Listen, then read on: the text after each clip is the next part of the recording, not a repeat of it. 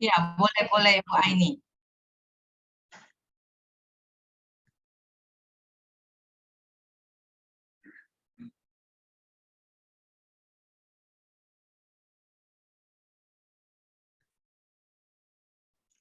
Okey, sekali lagi nama saya Aini Nur Farahan binti Abdul Hadi. So saya ini kita kenalkan ini Rumah Sakit Pantai Ayer Keroh, di mana Rumah Sakit Pantai Ayer Keroh sudah beroperasi selama 36 tahun di Melaka ya, teman-teman. So rumah sakit kita terdiri kita punya 4 gedung rumah sakit dan juga kita punya kamar rawat inap lebih 200 lebih kamar rawat inap. So saat ini kita punya ialah gedung rumah sakit yang terbesar di Melaka dan juga kita punya fasilitas yang terkini dan juga sub-sub spesialis yang melebihi 100 spesialis kita. Selain itu kita dikenali di masyarakat ataupun community local. Kita ada sub-sub yang spesialis lagi mendalam seperti yang kita akan bersama sebentar lagi Dr. Raj Kumar.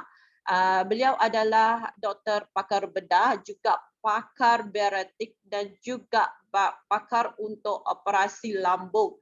Kalau ibu dan teman-teman dan bapa sekalian, kelebihan doktor ini adalah bisa merawat lambung. Sebelum ini kita dengar lambung bisa hanya ambil obat, minum obat ataupun diskop aja untuk melihat kondisi lambungnya.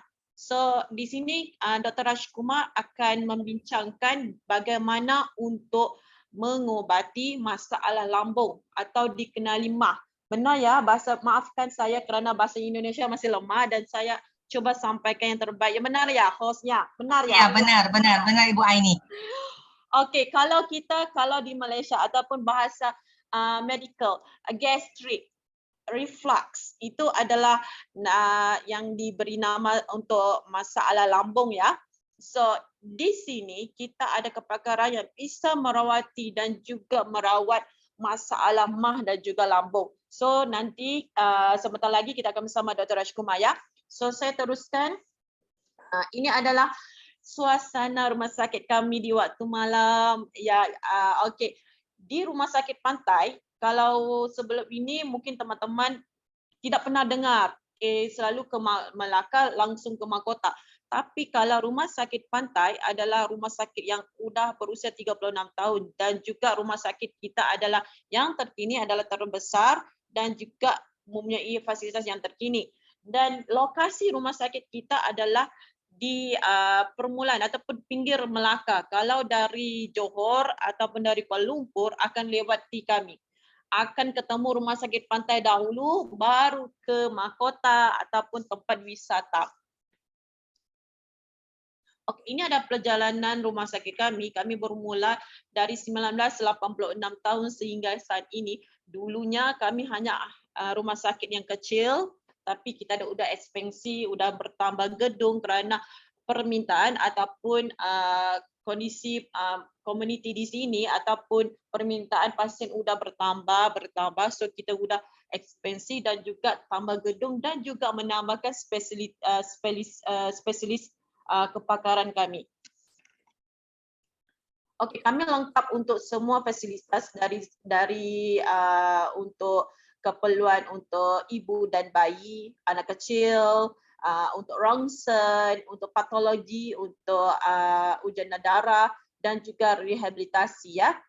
Okey, ini adalah contoh-contoh ataupun ini adalah senarai daftar doktor kami yang mempunyai lebih kurang 100 lebih termasuk doktor yang dibilang apa itu doktor separuh waktu dan juga yang ada waktu-waktu tertentu dia berpraktek di rumah sakit kami ya.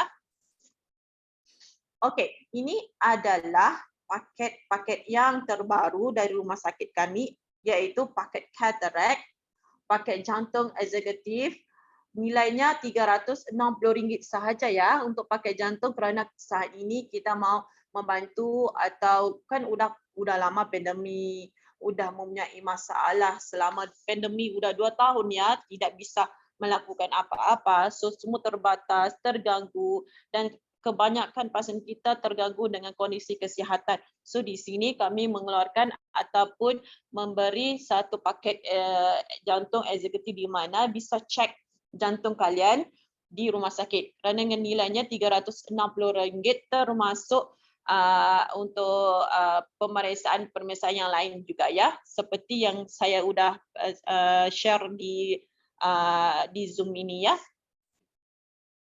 Okey. Satu lagi keistimewaan Rumah Sakit Pantai Air Keroh, kita mempunyai satu fasilitas atau mesin yang terkini iaitu CT scan 640 slice, iaitu adalah CT scan lembaran 640.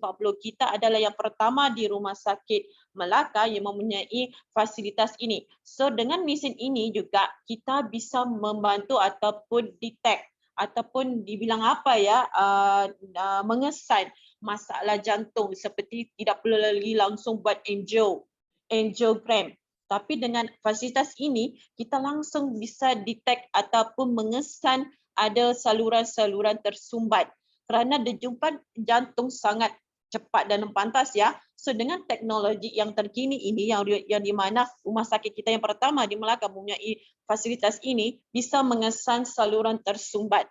Di situ kita mengeluarkan satu paket yang baru iaitu pemeriksaan jantung bernilai 2,300. So dari situ yang mana mempunyai masalah ataupun ada sejarah masalah jantung bisa kita gunakan pakai paket ini ya, Ibu dan Bapa. Okey.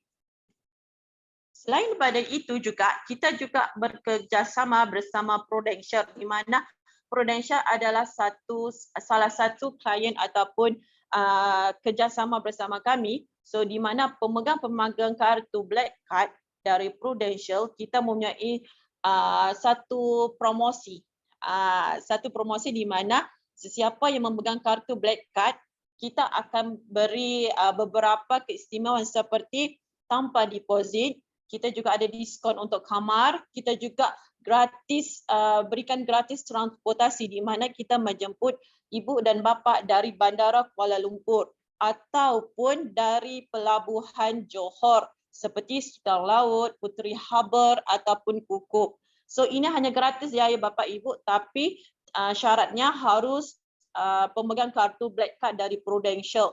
So di situ kita akan memberi banyak lagi kelebihan dari situ. Saat ini saya ada satu promosi untuk pemegang kartu Black Card di mana biaya pendamping juga kita akan berikan allowance ataupun voucher. Satu hari menginapkan biaya pendamping juga dapat satu voucher di mana menemaninya juga dapat menggunakan fasilitas kita kerana di Rumah Sakit Pantai Air Keroh mempunyai beberapa vendor ataupun rumah makan di bahagian makan-makan kami di Rumah Sakit Pantai Air Keroh. Sebentar lagi saya sharekan apa yang ada di rumah makan kami ya.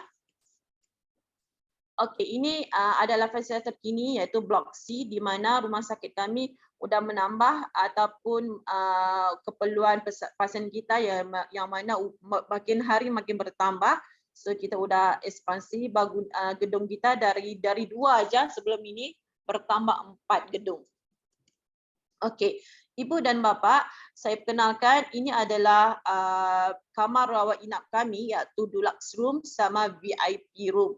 Di mana ibu dan bapa bisa memilih kayaknya kalau mau upgrade ataupun tapi sebagusnya kalau mengikut yang kefahaman saya polisi untuk Prudential berbeza mengikut rate-nya ya. So nanti mungkin tim Pro Advance dari Prudential bisa akan informasi atau jelaskan gimana untuk rate ataupun tarif rawat inapnya ya gimana. Tapi selalunya kalau biaya sendiri tanggungan sendiri bisa pilih sama ada mau menginap di deluxe room ataupun VIP room. Ini adalah kamar 1 dan juga kamar berdua kami ya.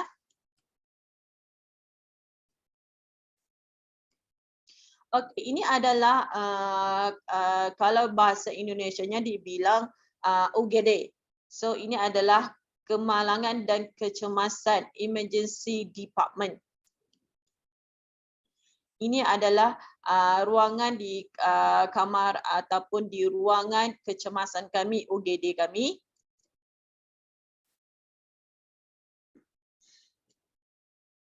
Ini juga adalah waiting area di mana ruang menunggu, dan ini adalah saya sharekan adalah operasi teater, kamar operasi kami di Rumah Sakit Pantai Ayakoro yang mempunyai updated ataupun fasilitas yang terkini.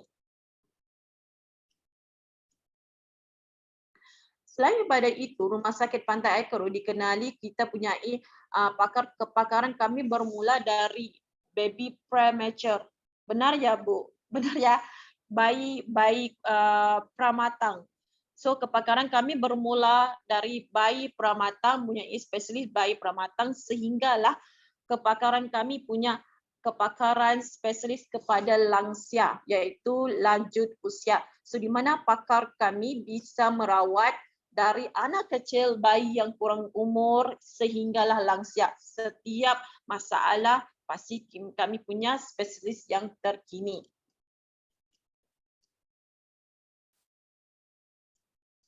Okey, ini adalah ruangan-ruangan di rumah sakit kami, dan juga di ruangan rumah sakit kami juga kami mempunyai hall di mana ruangan untuk meeting, di mana kalau teman-teman ataupun dari tim Prudential, Pro Advance ataupun organisasi yang mana berminat datang ke rumah sakit kami, mungkin mau buat bicara bersama doktor, langsung kita bisa aturkan di ruangan meeting kami dan juga hall kami ya.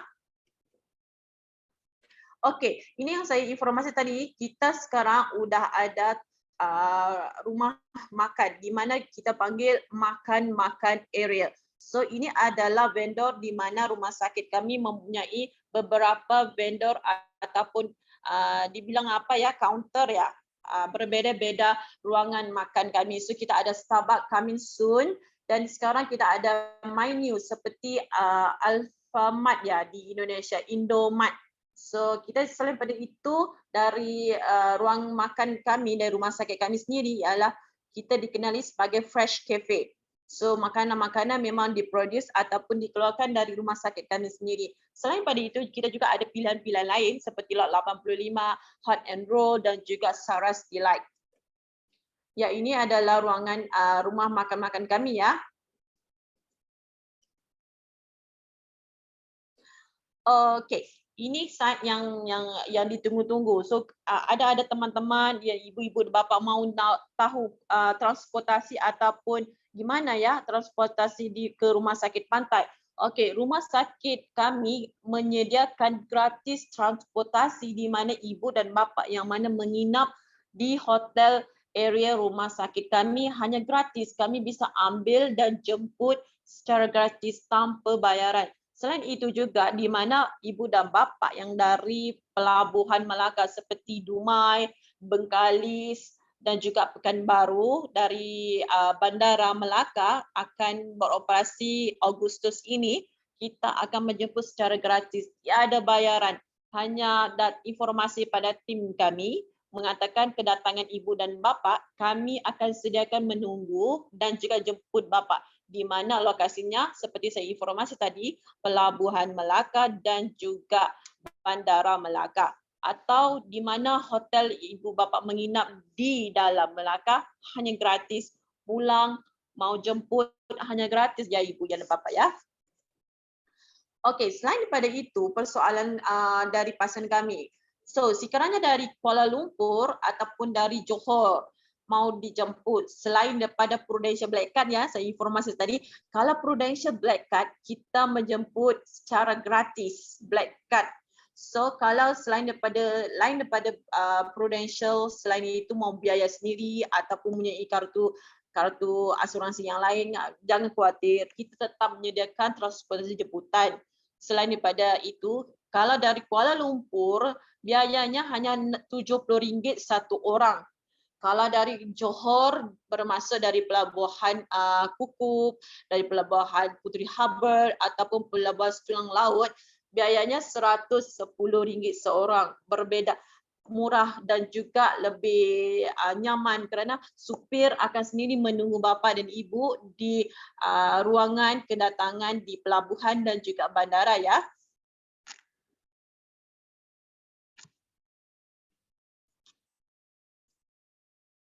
Okey, so ini adalah kawasan atau tempat wisata yang mana kalau ibu dan bapa sebelum ini belum sampai ke Melaka, kita punya banyak tempat-tempat wisata seperti Zoo Melaka, kita ada theme park, kita ada mini Malaysia untuk anak-anak kecil ya. So ada taman botanical, kita ada taman rama-rama dan juga kita juga banyak pilihan untuk makan-makan seperti asam pedas. Asam pedas ini adalah makanan khas dari Melaka. So selain pada itu, kalau ibu dan bapa kepingin udah lama ya di Malaysia ataupun di Melaka mau kepingin makanan-makanan Indonesia, kita juga ada rumah makan Cibiuk di berdekatan rumah sakit kami. Kita bisa hantar ya bapa dan ibu dari rumah sakit langsung ke Cibiuk gratis saja. Selain daripada itu, kita juga menyediakan corporate rate kepada pasien-pasien kami di Rumah Sakit Pantai Ekro untuk menginap di mana-mana hotel yang mudah bekerjasama sama kami seperti Hotel King, Hotel Andy Hotel, Ibis Hotel.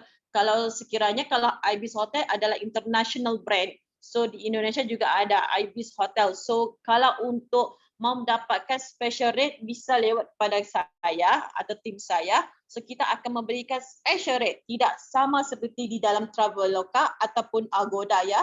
So kalau mau dapatkan the best price, informasi ini minta saya book appointment ataupun untuk kamar biasa saya aturkan ya. So selain itu juga kita ada Swiss Garden Hotel dan juga MITC Hotel. Okey, itu saja dari saya. Kalau sekiranya ibu dan bapa bisa ambil snap, screenshot informasi saya dari Rumah Sakit Pantai. So sekiranya ada pertanyaan lebih jelas bisa WA 24 hours, don't worry. Sekiranya mau ketemu appointment sama mungkin kemungkinan mau selepas mendengar penjelasan dari Dr. Rajkumar, mungkin mau ketemu sama Dr. Rajkumar, bisa lewat saya akan bisa bantu untuk buat temu janji sama Dr. Rajkumar. Okey, terima kasih dari saya. Oke, terima kasih Bu Aini. Sangat menarik ya. Teman-teman, tadi sudah dibawakan Ibu Aini ya, bahwasanya fasilitas dari Rumah Sakit Pantai Hospital Air Keluh Melaka sangat bagus ya. Dan saya juga excited banget ya. Wah, dia bekerja sama dengan vendor-vendor rumah makan ya. Dan saya lihat banyak ya, ada Starbucks, ada 7-Eleven. Dan menurut saya itu kan bagus banget ya dan diberikan voucher. Jadi teman-teman yang menjadi pendamping yang untuk melakukan rawat inap di Rumah Sakit Pantai Hospital itu jadi nggak usah bingung ya karena sudah disediakan voucher untuk tukar makanan ya. Dan juga ada promo untuk pemegang black card-nya Prudential mendapatkan diskon dengan fasilitas maybe upgrade one level ya kamarnya ya Ibu Aini ya. Benar nggak Ibu Aini? Kalau kalau upgrade one level mengikut seperti yang saya difahamkan, kalau mengikut kartu black card, kita punya ada satu single room sama 2 room. Benar ya? Kalau untuk black card. So kalau mau upgrade itu terpulang sama pemegang polisi kerana kalau upgrade kepada VIP atau deluxe room itu mengikut ikut polisi kalian di mana kan mengikut tarif ada berbeza tarif. So dari situ kita bisa diskusi. Tapi yang saya diinformasi pihak tim Prudential Indonesia di mana untuk especially untuk black card kita punya ada pilihan kamar 1 dan juga kamar 2 berbeda-beda jenis ini ya. Iya. Oke ya, terus ada gratis ya shuttle bus dari airport dan pelabuhan ke rumah sakit ya, tergantung jarak tempuhnya. Kalau dari KL itu dia dikenakan biaya fee yang tapi lebih murah dari harga di luar. Benar. Ya teman-teman. Benar. Kalau itu mengikut Grab lebih mahal, agak tinggi, tapi untuk kita menyediakan transportasi harga biaya lebih baik dan juga bisa membantu kerana lebih nyaman ya, kerana udah sakit mau nunggu-nunggu lagi itu kan ambil masa. So kalau dari kalau mau penjemputan dari kami yang di mana bukan pengguna black card, mungkin biaya sendiri ataupun mempunyai kartu-kartu yang lain, kita bisa bantu tapi dengan harga yang lebih lumayan ya, Bu. Ibu Aini, ini ada pertanyaan. Berapa nomor WhatsApp-nya untuk menghubungi Ibu Aini untuk bertanya? Harusnya nanti kita langsung koordinasi dengan pengundangnya ya, agennya nanti kita akan berikan. Benar nggak Ibu Aini? Bisa. Ya. Oke. Kalau Terus mau ini, ya? Ya enggak. Ya, Ibu Aini. Ya gimana? Untuk tanya-tanya nomor WhatsApp, bertanya mengenai Rumah Sakit Pantai Hospital. Oke. Nah, saya akan sharekan nomor saya di chat ya. So dari situ kita bisa lewat pada nomor kepada saya atau kepada tim Pro Advance juga sama Ibu Darmawani ataupun tim dari Pro Advance. Kalau mau lebih pertanyaan bisa lewat saya. Tapi kalau mau apa-apa pun juga bisa bersama tim Pro Advance. Ya, So benar. nanti saya juga akan share nomor saya di ruangan chat, bisa ya? Boleh Ibu Aini. Oke. Terus ini untuk pertanyaan berikut, harusnya tadi sudah dikatakan Ibu Aini ya, bahwasanya memang Black Card itu free shuttle ya. Iya. Tapi untuk free penjemputan di Bandara KL itu tetap dikenakan biaya per orang itu Rp70, tapi harganya lebih bagus dari harga Grab di luar. Betul, betul. Tapi saya ulangkan sekali lagi, kalau untuk Black Card yang mana mau dapatkan rawatan menggunakan Black Card di rumah sakit kami gratis dari bandara ataupun dari Bandar Kuala Lumpur ataupun di Pelabuhan Johor, gratis saja. Kalau tidak menggunakan Black Card Prudential, harus kenakan biaya seorang Rp70 dari Kuala Lumpur. So, di mana yang mana belum upgrade Black Card bisa hubungi tim pemasar Pro Advance ya, upgrade Black Card untuk dapat keistimewaan dari rumah sakit kami ya. Ya, luar biasa ya Ibu Aini ya. Kalau tidak menggunakan Black Card itu dikenakan harga yang lebih murah. Tetapi yang menggunakan Black Card Prudential mendapatkan free ya. Sangat luar biasa fasilitasnya. Nah, ini ada pertanyaan lagi Ibu Aini. Boleh ditunjukkan, tadi harusnya kondisi kamar sudah dilihat, tapi ada list harga kamar rumah sakit Pantai Hospital nggak? Oke. Untuk list harga kamar, saya akan sharekan link ataupun website kami, Rumah Sakit Pantai Air Keruh, di mana di situ ada tarifnya. Kerana tarif untuk kartu Prudential udah ditetapkan ya. So di website kami mempunyai tarif berbeza-beza mengikut kamar 1, kamar 2, VIP dan juga deluxe. So untuk lebih lanjut, Ibu dan Bapa bisa terus ke website kami. So ngapa nanti selepas bual bicara sama Dr. Rajkumar, nanti saya akan tunjuk semula kamar kami, tarifnya dan juga fotonya. Bisa ya? Oke, boleh Bu Aini. Oke, nanti teman-teman kita akan lanjut dengan pertanyaan mengenai kondisi foto kamar rumah sakit Pantai dan harganya. Kita akan lanjut ke acara selanjutnya. Kita memasuki topik hot talk dengan Dr. Rajkumar Vinaya, spesialis bariatrik dan general surgery yang memiliki pengalaman yang banyak dan merupakan dokter bedah pertama di Malaysia khusus spesialis bedah bariatrik. Please welcome Dr. Rajkumar.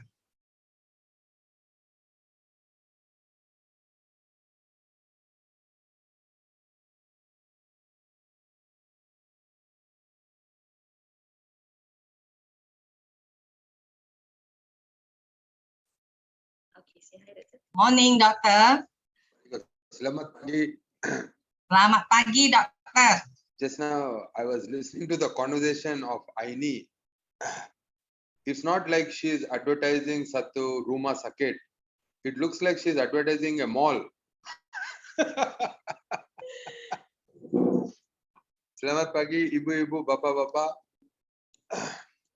Minta maaf sikit, saya tak boleh cakap bagus Melayu lah.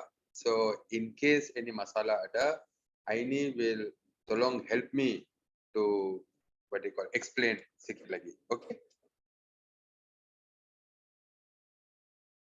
Okay. They can hear. Yeah, yes, yeah, they can continue, Doctor. Oh, okay. Let me see. The slides.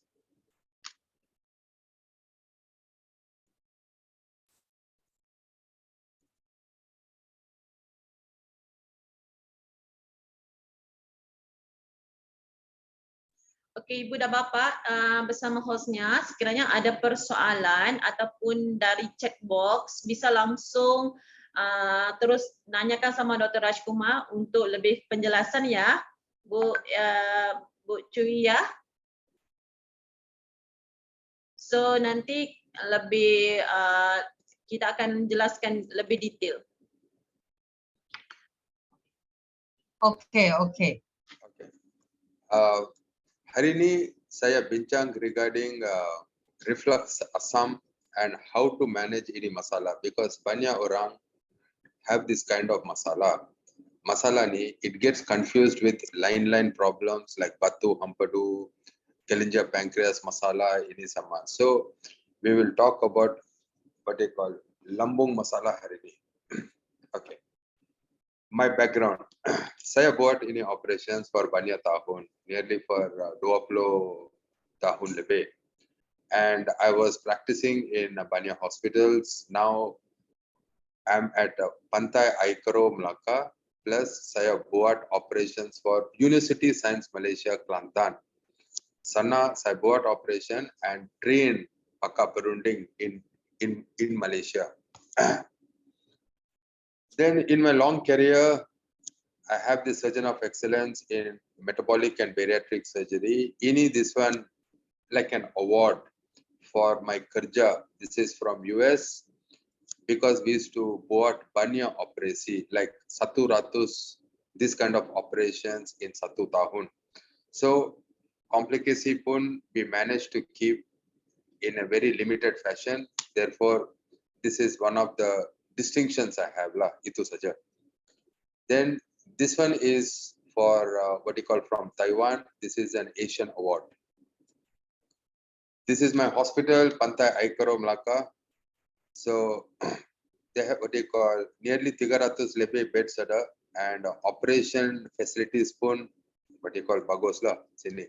And this is the hospital I operate in Kelantan. Okay, when you talk about ini masalah lambung, masalah ni, it is like patient will have banyak what you call pede, what you call pede dada, sakit perut, loya, muntah. There is banyak presentations that a patient can what you call symptoms boleh mungkin lah. Most of the patients, whether they are kurus ke, especially if they are gemuk, they will have ini masalah naik lagi. Now, when you talk about what you call lambung masalah, ini saluran makanan, ini perut. Okay. Atas rongga dada, bawah rongga, what you call rongga perut kan. Any kind of acid which naik atas dalam dada, this is called as reflux masalah. So, you can tengok sini, ini saluran makanan, ini perut. So, ini tempat kan boleh buka. There is banyak sebab punca ada ini tempat kan boleh buka. When ini tempat buka, the inja will naik atas dalam dada. That is what will start giving you the what you call problem. Yeah. Pointer, right? Yes. So ini saluran makanan, ini perut. There is satu inja pada sini. In case ini tempat buka, ini what you call injap naik atas dalam dada, and the acid will naik atas. This one is banyak data saja. Just to explain to you, this is one of the commonest problems we see in the general what you call general practice. When you go to clinic, ini sama. And banyak orang tak tahu ini lain masalah. Everybody get confused with biasa gastric saja. Okay. So most of the what you call from this graph you can boleh tengok, most of the patients will makan ubat sendiri or go to biasa clinic saja before coming to pakar. Now, if you see this, there are tiga jenis masala patients can get confused with. One, biasa gastric and batu hampadu and kelenjar pancreas masala pun the symptoms lebih kurang sama saja. This is how it looks. This is batu hampadu. Okay. Now, there is dua jenis reflux masala boleh mungkin. Satu, acid from dalam perut can boleh naik ke atas. There is line material, alkali, which comes from the hati. Even that material, when it masuk dalam perut or masuk into the saluran makanan, ini pun nama reflux. Okay. What is the symptom of the patient? If you think of, patient will complain of sakit perut, pedih dada, sekarang susah nafas, penat, sikit makan, kembung. So there are different kinds of presentations. Sekarang patient will say, when I talan, the makan is getting stuck dalam takala. So there is a different kinds of presentation patient can present with. So this is the definition, but I will go to the pictures so that you can boleh paham bagus. Okay. Now you can think of sini.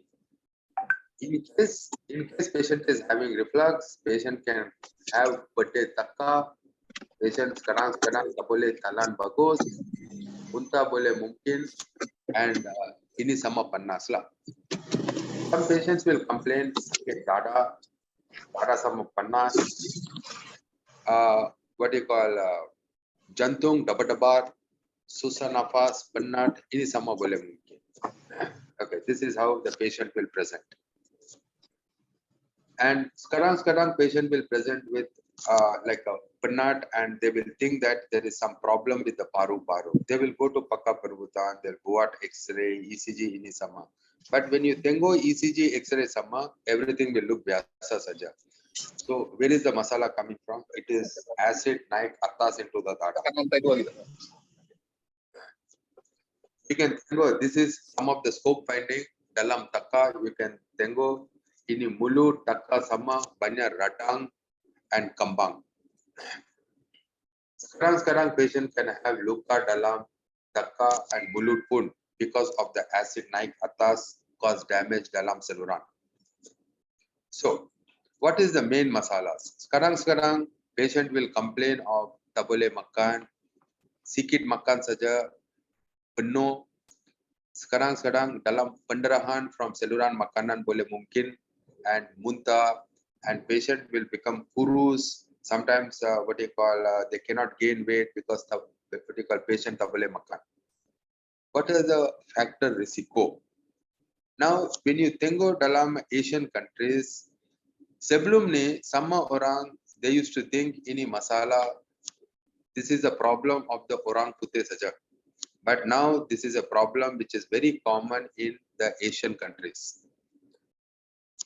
This, ini masalah memang ada dalam Asian countries. Problem was, many years back, the scope, teropong periksa, when we masuk kamera dalam saluran makanan perut, ini investigasi, it was not very easily available in banyak rumah sakit lah. Now it is more common. Some hospitals memang have endoscopy ini sama. Therefore, now we see this problem more. So it is not a baru masala. It's just that banyak hospital have endoscopy machine. Now, don't get confused with all these things. It's just that ini masala very common dalam orang Cina, especially patients who have Chinese keturunan, genetic, who are genetic. Ini masalah banyak common dalam Korea and Japan, and next is Chinese. Whether Chinese duduk in Indonesia ke, Malaysia ke, China ke, it does not matter. Their genetic background, these people have high incidence of ini masalah. Among the Malays and the Indonesia Malay and Indians ini sama, ini masalah banyak kurang. Among the Chinese especially, banyak tinggi ini masalah. So when you look at the population of Malaysia and Indonesia, it is aga in Malaysia we have what you call tiga jenis what you call population, which is very common, Malay, Chinese and Indian. But among Chinese orang, it is very, and among the Malays, they have banyak kencing manis ini sama. So there are special operations to buat where we can make kencing manis, lambung masala ini sama hilang. So what are the line risiko factors? Satu keturunan, that is among the Chinese orang. Okay. Then line what you call risiko factor if patient is banyak gemuk and what you call patient the makanan habit that are bagus ini sama, those people also can have. Even patients who play sukan, go to gym, angkat berat ini sama. So tekanan dalam rongga perut will become banyak tinggi and patient can have ini masalah. The line masala in Malaysia is, it is the most gemuk country or negara in the among the Asian countries. Therefore, this kind of masala is very common among the Malaysian population, or it is becoming banyak tinggi dalam the Malaysian population. So when you think of data, which is what you call 5 tahun sebelum compared to now, you can see most of the data shows at least in what you call Malaysia, 50% orang are gemuk compared to the biasa population. So how do you diagnose ini masalah lambung? One, memang clinical lah. Just now, like how I told you about the symptom, but the main diagnosis is teropong periksa saja. Tada jangan risau. Banyak orang takut. We give ubat tidur, buat scope, atas pun, and what you call bawah to check what exactly is the masalah. Especially for the asam lambung, it is mainly buat scope atas to check the saluran makanan and the perut and the usus kecil. Then we buat special what you call special test ada. This is called as 24 jam acid study, and some special test ada to check the pergerakan dalam saluran makanan ini sama. If you tengok ini gambar, this is when you buat biasa scope, you can tengok luka, how does the what you call that angin pasang or ulu hati look like. This is, I just thought just to make it interesting sikit, this is some of the operations when we buat, you can tengok from dalam rongga perut, we will masuk into rongga dada to repair ini tempat. Some operations we buat by laparoscopy saja. So endoscopy you can see, we just wanted to show you that there is banyak luka boleh mungkin, different kinds of presentations are seen. So this is another gambar from some of my patients. You can see the saluran makanan, some picture and what you call banyak luka ada. Sekarang it can cause banyak pendarahan and it can cause also what you call tukar to cancer boleh mungkin. So this is the special test we do to tengok what kind of what you call hulu hati or angin pasang ada. We did ini special test now in Melaka only available in Pantai Aikaro saja, because we need to what you call ini this one barang sama, we need to what you call we need to check the pergerakan dalam saluran makanan, what is the tekanan dalam injap, all these things. So this is how we do. It can be done with scope, and this is the special barang we use. So this is my team in Pantai Aikaro. We have to train them nearly for 6 bulan for what you call, this is special training. This is not just your biasa scope saja. So this is some of my team. I'm very thankful. It took us nearly 6 bulan to train them. Okay. Why do we, what is the main masala with this what you call reflux masala? It is just not that it affects the lifestyle saja. It can tukar to cancer and pendarahan dalam what you call dalam usus boleh mungkin. One thing to point out is especially patients who rokok. In Indonesia, rokok is banyak common.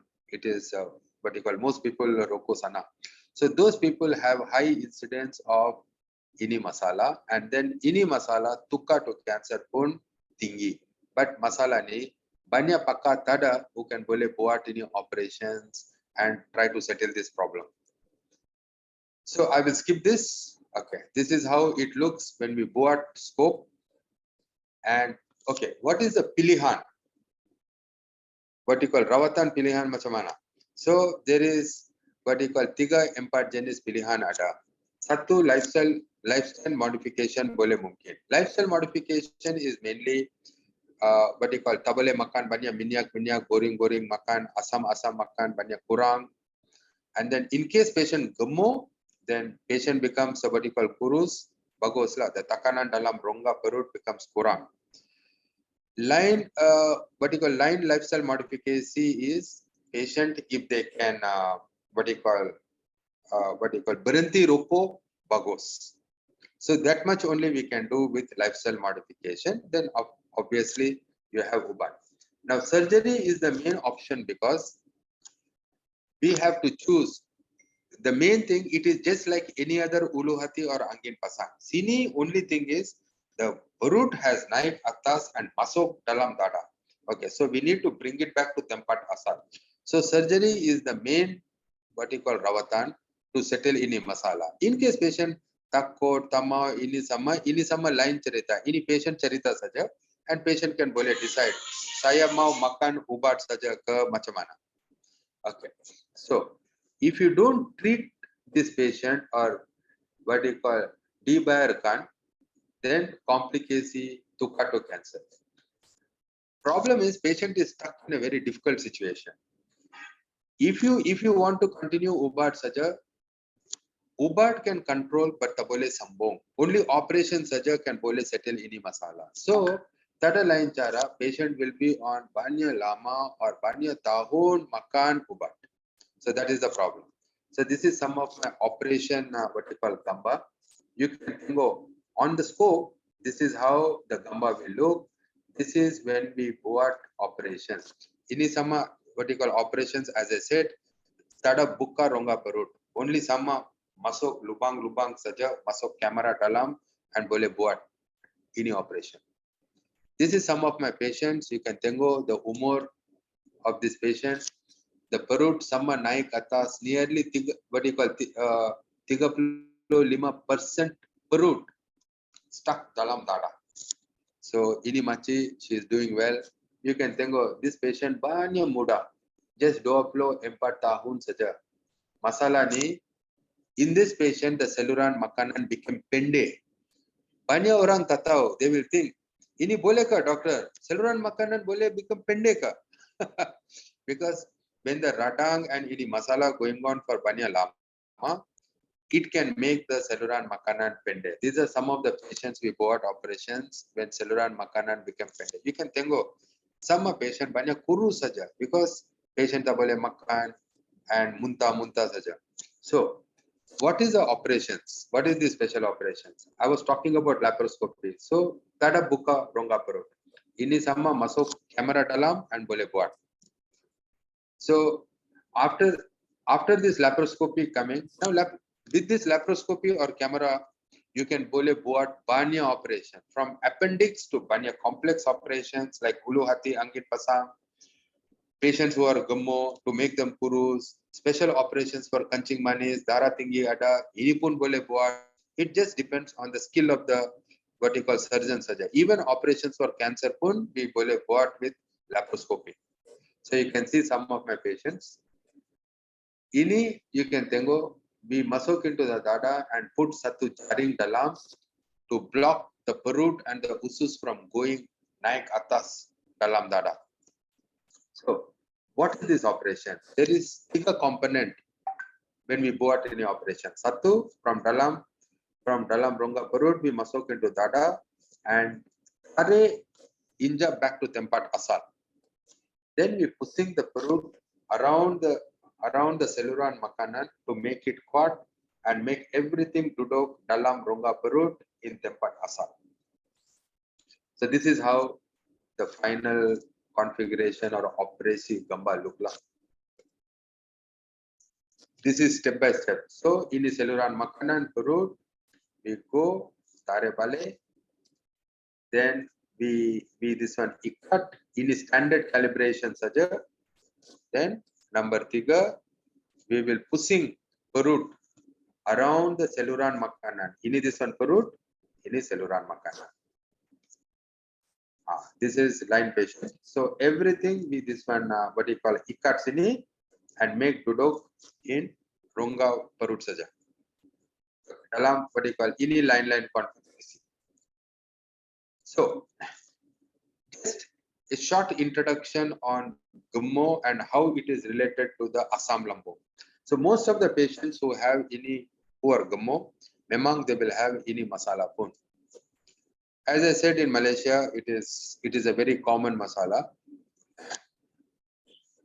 Now we use this kind of operations to treat kencing manis, darah tinggi, Assam Lambung. So you can think of, if you do an operation just for Assam Lambung saja in a patient who is besar, memang it will fail.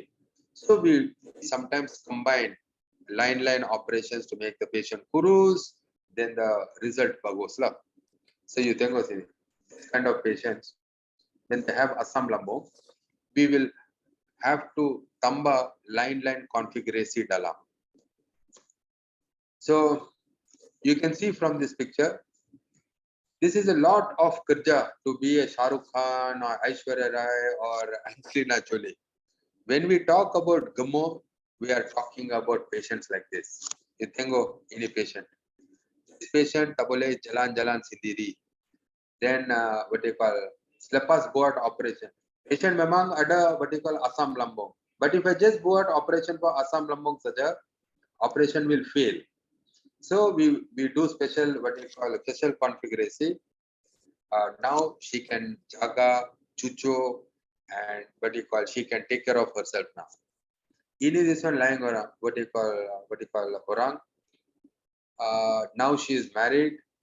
She has Anna. Before this, patient she cannot get Anna because of the ovary masala in sama, which is related to patient being Gemmo, the ovary cyst ada dalam. Selepas operation, then patient has become pregnant. They have satu Anna now. You can go ini orang besar. Now he can drive sendiri and jaga himself. This is what you call ini patient pun you can see.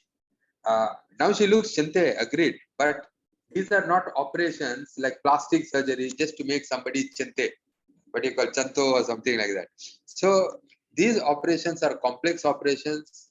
We don't advertise any operations to make somebody chante. Of course, I need some banyak chante already. So you can think of ini orang. He was very big patient. What you call tabole means even duduk and bincang when he is talking to you, he will tidur. So now he can jaga himself. Ini patient bagus what you call orang lah. I just asked her, Puan, can you give me satu dua what you call gambar boleh ke? She gave me satu full collage. Ini line patients. You can see some of these patients selepas operation. So these operations which I am telling are mainly for patients who are Gemmo, who have kencing manis, darah tinggi ini sama. There is banyak operations ada dalam bariatric surgery. Ini operation are very common operations. What do you say common? Kebiasaan. Kebiasaan operations. What do you call operation kebiasaan? Ini operation we make the perut what you call kici, so that patient tak boleh makan banyak. Ini operation we make what you call perut kici, then sambung usus to the perut. So this operation bagus, it can make kencing manis hilang, but we have to tell the patient how they have to jaga ini samala. Ini band ada, but tada successful in Asian population. So this is the band. This is very common operation now in patients who have Assam Lambung, what you call Assam Lambung, and who are Gemmo. So we can do this kind of operations. Ini nama what you call operation nama sleeve hysterectomy. Ini operation bagus for patients who are gemuk, who are kencing manis, darah tinggi ini sama, we can boleh buat. This is the baru perut, and then we will what you call sambung usus kecil to the perut. That is how the effect of the anti-diabetes will come. There is some patients ada, saya tak mau operation doctor, saya takut, I want something sikit kurang, means I want to become kurang, saya tak tahu, but saya tak mau operation lah. Okay, tak apa. There is banyak lain what you call pilihan ada. Then we put satu gastric balloon. Ini kan boleh buat with endoscopy saja. Masuk kamera and we will masuk satu balloon dalam perut so that patient tak boleh makan banyak. So this is how a what you call balloon will look. So why not many pakar bincang, they only talk about buat scope saja and then after that makan ubat saja. Why? Because these are complex operations. Even for asam lambung when you buat, ini tada biasa operations. Ini bahagian sikit complex. And then pakar to buat pun banyak kurang because of the complex operations. So that is one of the reasons sometimes patients will feel very sedih. Why? Because they go to satu doctor, they give you satu ubat, then another doctor will tukar ubat.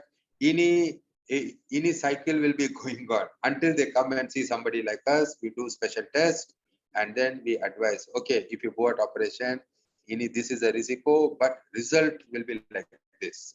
So one main thing which has tukar the outcome for the patient is ini sama operations because we buat with laparoscopy. That means masuk lubang-lubang masuk kamera. That is why the recovery is banyak cepat and it has become banyak senang for the patient. Komplikasi paru-paru pun selepas operation banyak kurang. Okay. So this kind of operation has changed the game for the patient. Thank you very much for your time. And in case of any swalan, I can boleh, I will give the jawab lah. I hope you could understand. I tried my best in whatever Malay I can boleh cakap. Saya cakap sikit, cakap with English. Okay, Bu. Ada pertanyaan atau gimana untuk soalan berkaitan masalah lambung ini, kita bisa terus ajukan sama Dr. Rajkumar kerana tadi udah habis untuk presentasi. Okay. Oh, banyak soalan. Ya, thank you dokter. Thank you dokter. Terima kasih ya dokter atas presentasinya yang sangat luar biasa dan ada beberapa pertanyaan ya yang dari teman-teman Zoom yang berantusias ya. Ibu Aini boleh tolong bantu saya translate ya? Bisa. Ya, ini pertanyaannya ya dari peserta. Katanya, apakah semua sakit lambung pasti GERD? Kalau dulu kan kita mengenal hanya dengan sakit MA. Jadi apakah nama semua sekarang penyakit lambung itu kita sebut dengan GERD gitu? Okay. Apakah semua sakit lambung pasti GERD? I will pick one. See, because you people are from Prudential Insurance ini sama. Before I can give jawab for Banyas. Oh, there is Banyas Falan.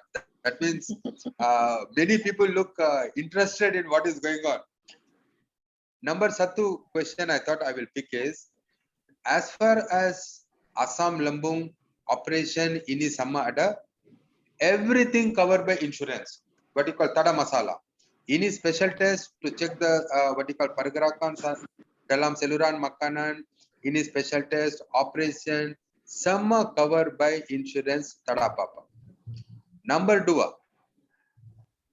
This what you call the second bahagian which I bincang with you regarding to make the patient kurus in case patient banyak gemuk. How to campo ini operations ini sama ini this one masala lah, because obesity operations are not in Asian country that are covered by insurance, so patient has to decide. But at least we can boleh buat scope, we can boleh buat ini special test that is to check the saluran makanan, what is the pergerakan, ini sama, ini boleh check, then patient can boleh decide. Because we can tell, in case we buat operation for Assam Lambung saja, will the operation be successful or not? Saya boleh predict selepas ini special test. So then the patient can boleh decide, okay doctor, how much is covered under the insurance? Then we'll say, okay, some operation like bypass, sleep gastrectomy saja, what you call that covered by insurance, but all the operations for Assam Lambung totally covered by insurance. Okay, that is the first walan and the first jawab I thought I will give you. Okay. Untuk soalan ini doktor, apakah semua yang sakit lambung pasti GERD? What does it mean? That means sakit lambung. Uh-huh. Adakah berbeza tak GERD with the lambung gastric? Yes. No. Yes, bagus walan. Gastric and Assam Lambung tada same, but they are in the same tempat because perut masuk dalam dada.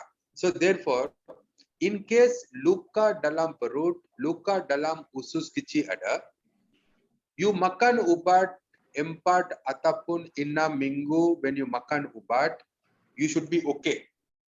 Sama what you call it should settle the masala. In case kuman ada, H. pylori, Helicobacter pylori, kuman dalam perut ada, 2 minggu you makan ubat should settle masala.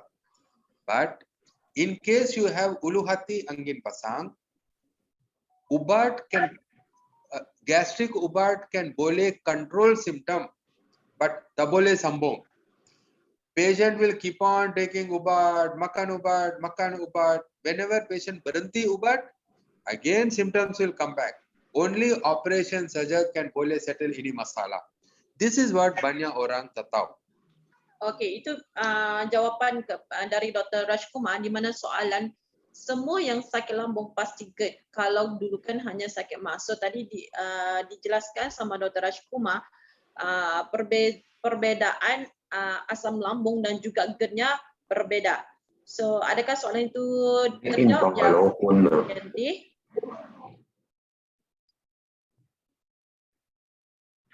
Oke, kita lanjut ke pertanyaan berikutnya ya. Ya.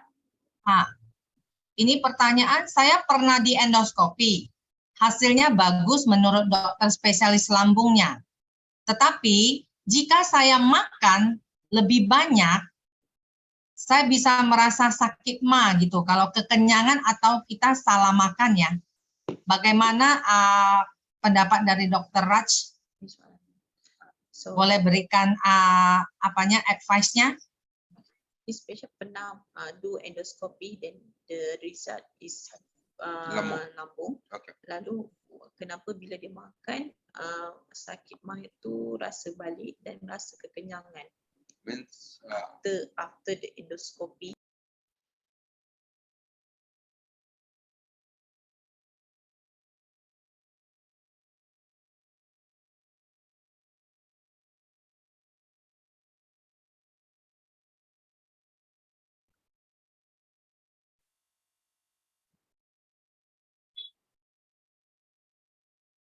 Ya, teman-teman yang mau bertanya boleh bertanya di ruang chat atau yang misalnya pengen buka video langsung bertanya juga boleh. Okay. That is this is the problem or this is the masala. Just because you bought endoscopy tada tada rawatan. Endoscopy only ini bukan rawatan. You only check macam mana masalah dalam. After buat endoscopy, when you makan ubat, you will feel sikit bagus sementara lah. When you makan ubat, I'm not saying that you will not respond to ubat. There is one important thing. What do you say? One important thing. Penting. There is satu kategori orang ada. Lebih kurang 20 hingga 24% orang ada. Even when they makan ubat, they will not respond to ubat. They will not feel bagus. They will say, doctor, saya makan sama ubat, but still, tada bagus. That means we need to check the pergerakan dalam saluran makanan and tekanan dalam injap. See, what you call, when you buat biasa endoscopy, banyak pakar-pakar boleh buat biasa endoscopy. They can tengok dalam luka ada ke, okay, lambung ada ke. But after that, what to do with the thing in case patient not responding? Some patient they will think, saya buat endoscopy, saya makan ubat, so everything should hilang. Like demam, saya makan Panadol, memang demam should become kurang. That is the expectation of some patients. But there is satu category orang ada, they can have line masalah dalam injap ini sama. Therefore, some patients ada bagus candidates for operation. We have to buat line rawatan, like buka injap, we will cucuk some ubat dalam injap. There is line rawatan, like we will tambah ubat darah tinggi to make the tekanan dalam injap banyak kurang. So there is banyak cerita ada in this lambung cerita. So just because you buat scope and the soalan is, when I makan I feel kambung lagi, then we need scope, we can boleh buat the special test and then we can boleh bincang, okay, what exactly to do with you. Okey, itu adalah penjelasan dari doktor. Kerana selepas endoskopi tidak hasilnya bagus, tapi bilangnya Dr. Rajkumar, tidak semestinya endoskopi itu mengubati masalah mah ataupun lambung itu sendiri. Sebagusnya harus mendapatkan rawatan lebih mendalam, seperti ada tes-tes yang tertentu di bahagian asparagus ataupun bahagian injap asparagus itu, ya Bu. Okey, itu adalah soalan yang sama Ibu Maria tadi. So untuk seterusnya soalan lain dari siapa ini? Hanya di sesi health doc ini. Okey, untuk dari Ibu Mariatan juga, berapa harga paket untuk surgical lambung supaya tidak makan banyak? Maksudnya harga paket, ya. Okey, harga paketnya harga the cost is which one? Which operation? Anti-reflux. For anti-reflux. Okay. The harga for operation lambung, particular asam lambung ini sama. Operation saja lebih kurang 25 hingga 27 ribu. Lebih kurang. It will come to that. Because the special test saja it will come to 10 hingga 12 ribu.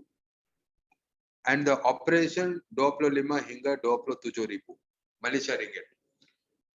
But dalam operation asam lambung, there is banyak konfigurasi ada.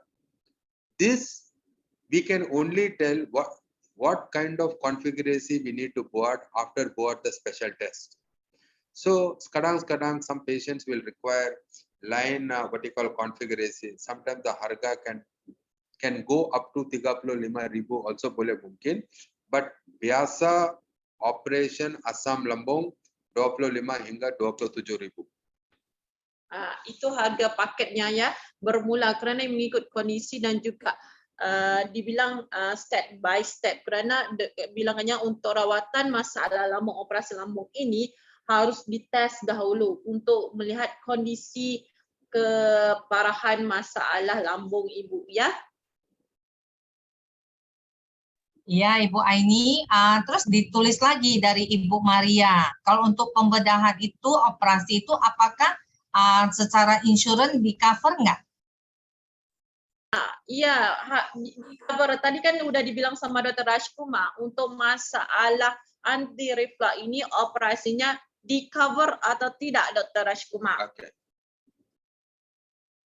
Endoscopy, special test, operation asam lambung sama total cover by insurance. That's what you call tada masala. In case we need to tambah line configuration, in case patient wants to, what you call kadang when we buat operation asam lambung saja, if patient is banyak gemuk, operation mungkin it can fail. Like just like any other what you call ulu hati or a hernia masala, it can bole mumkin fail. In that case, when we say okay, ini tada bagos operation tuan, you have to go at line operation. Sometimes insurance tada cover lah, but biasa asam lambung masala sama total cover, 100% cover. Okay. Okay. So bermaksud Ibu Maria, so untuk operasi masalah lambung memang ditanggung oleh asuransi, cuma berbeza-beza masalahnya dari segi seperti doktor bilang untuk mengecilkan ya seperti bariatrik ya. Bariatrik itu tidak di-cover, tapi melihat kondisi nanti doktor lihat gimana nanti dokter akan menjelaskan secara lebih mendalam.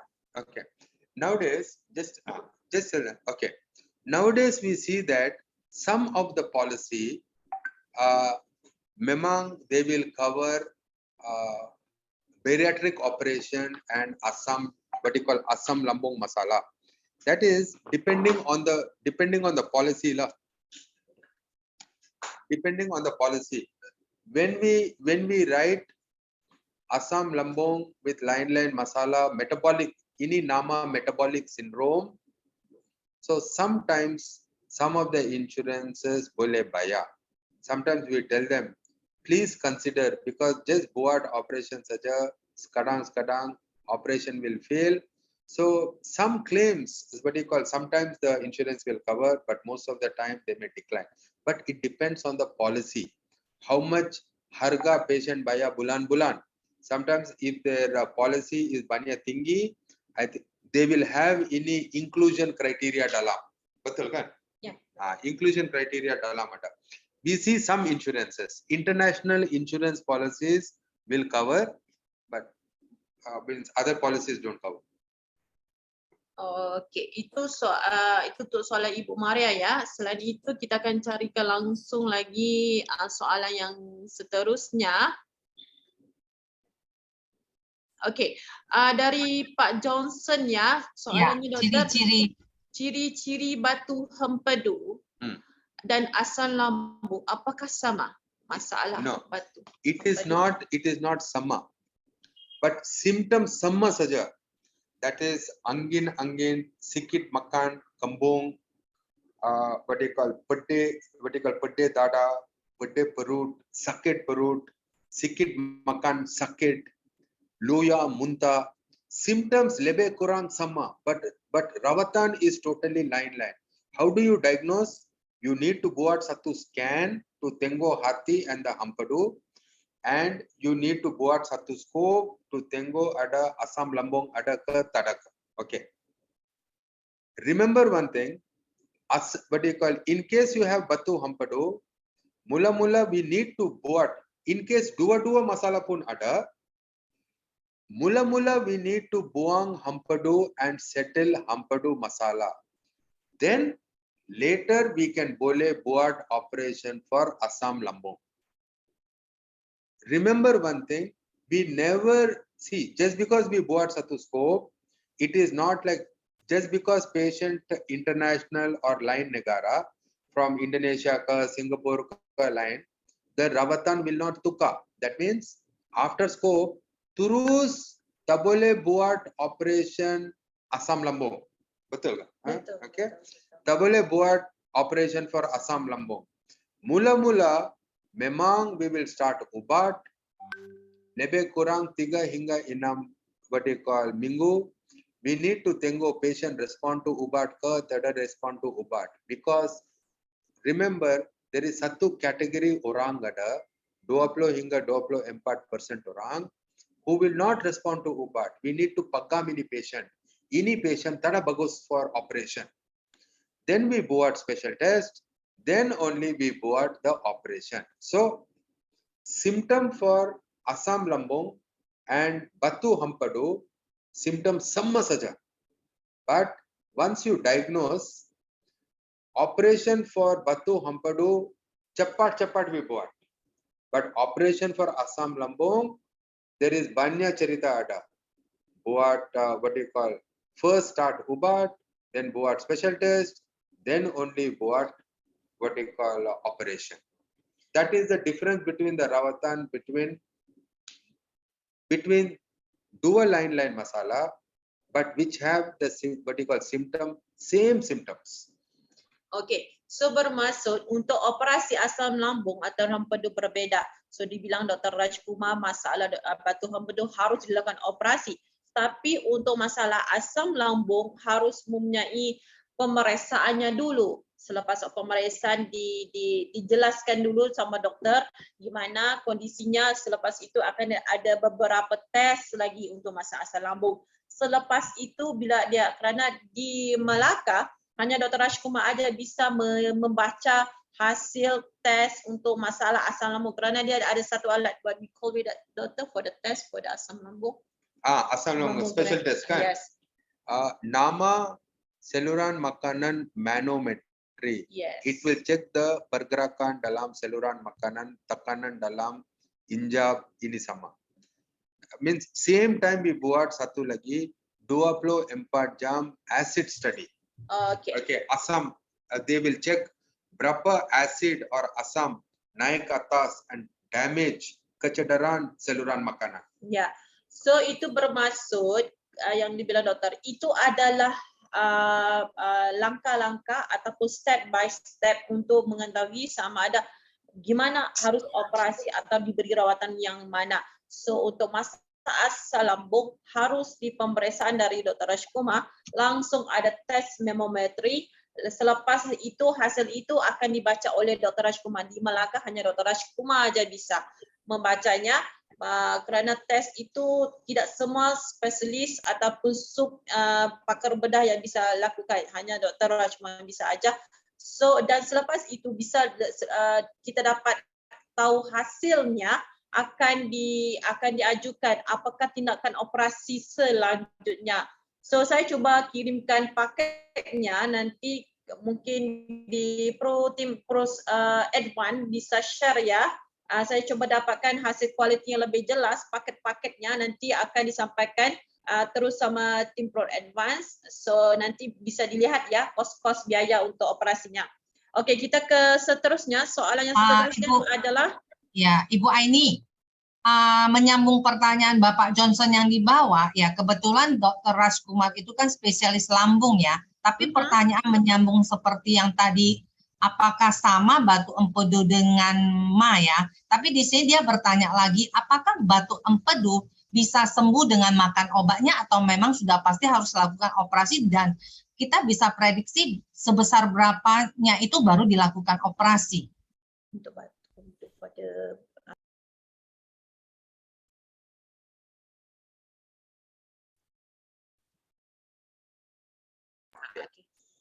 One, for rawatan batu hempedu, tada ubat. See, batu karang, what you call batu karang, in case buah pinggang, what you call saluran kencing batu ada, batu karang, no pakar will talk about buah pinggang kan? So, batu hempedu, some ubat ada, but effect tada bagus. There is, the main rawatan is only buang hempedu saja, itu saja. There is tada ubat to hanco batu hempedu. Okay, so this is the difference. Batu karang, there is banyak rawatan ada to hanco batu.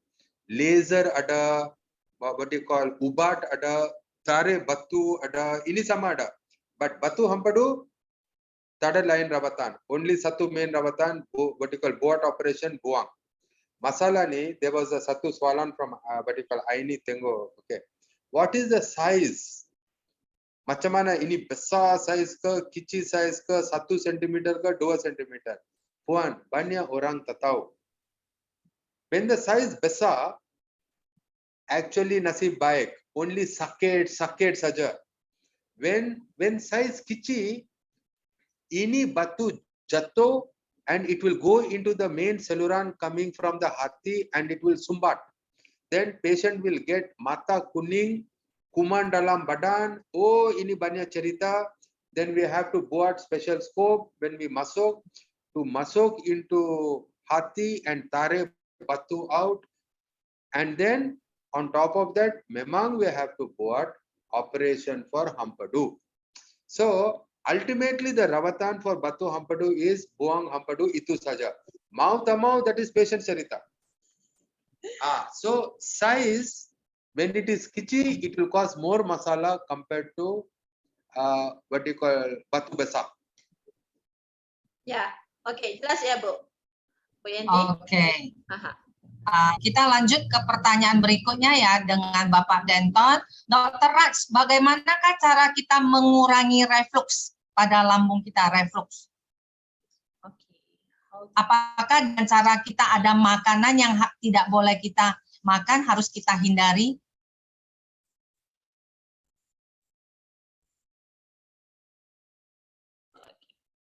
Once we make the diagnosis, that is asam lambung kan. Okay, I never said semua orang have to buat operation. Okay, patient can boleh try, patient makan ubat and lifestyle modification boleh mungkin. Lifestyle modification. In case patient gemuk, become kurus, then tekanan dalam rongga perut will become banyak kurang. Number 2, minyak goreng makan, tak boleh makan. It will cause banyak acid to come out keluar for hadap, what you call process. So minyak goreng. What you people masak dalam rumah, ini tada masalah, what you call tuan or puan. Okay. When you go to restaurant ini sama kan, when you ask for ayam curry, 2 kepis ayam saja ada dalam, sama minyak saja atas. When you makan KFC, McD ini sama kan, you tekan ayam, you will get this much minyak. You can boleh masak satu lagi meal dalam rumah. So that kind of makan memang means fatty food, minyak makan you have to avoid. Number 2, asam. Tom yum style makan, tak boleh makan or banyak kurang lah. Number 3, in case rokok, berhenti rokok.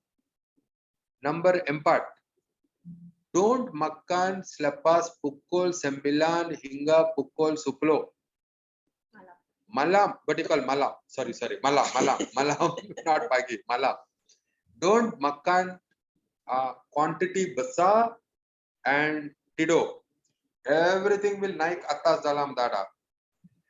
And malam makan sikit saja. And in case you mau minum susu ke, that kind of like a Milo, susu ini sama boleh. Why? Because susu sama, it will make satu lapisan on the dinding so that acid tak boleh kena dinding. Okay, banyak orang will think that when they minum susu, it will cause what you call more masala. Ini this one wrong. So you can drink susu, makan sikit saja malam. Don't makan selepas pukul 9 hingga pukul 10. You can try all these things and boleh tengok tuan. If it is working, nasib baik, bagus. You don't have to buat operation. So there is a what you call lain cara ada like this, lifestyle modification. Oke, dokter. So bermaksud tidak bisa makan yang berminyak, yang asam-asam ya. Seperti kan makanan Thailand seperti tom yum kan ada rasa asam-asam. So selain daripada itu, kalau merokok, stop smoking, dan yang seterusnya kalau ada masalah refluxnya, jangan makan malam, bermaksud tidak bisa makan lewat malam selepas jam 9 malam ya. Oke, untuk soalannya seterusnya ya. Iya. Ini seterusnya dia Ibu Susi ada tanya, kalau anak saya umur 7 tahun bisa check up nggak ke dokter? Itu pasti bisa ya Ibu Aini ya. Yes, particular 70 years, can you operate or not? 7 tahun. Yeah. Can check by check up first. Yes. Banyak orang tak tahu, patients who are less than 14-15 tahun, ini asam lambung in anak-anak and patients who are less than kurang 14 hingga 15 tahun, ini asam lambung banyak tinggi. There are many patients who have it. So there is special scopes ada. Biasa scope, there is satu size, lebih kurang this much lah, what you call biasa scope. Ini scope for anak-anak saya buat. Ini banyak nipis. Like something like